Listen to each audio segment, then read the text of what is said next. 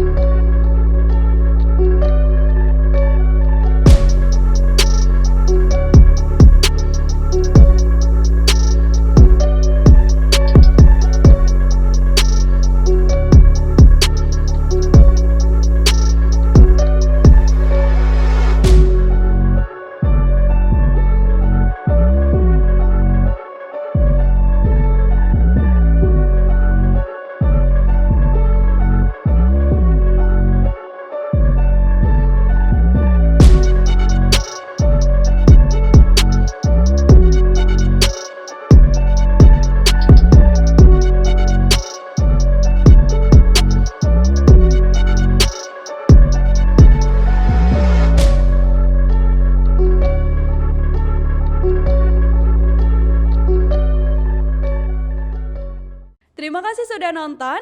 Jangan lupa like, subscribe, dan share ya.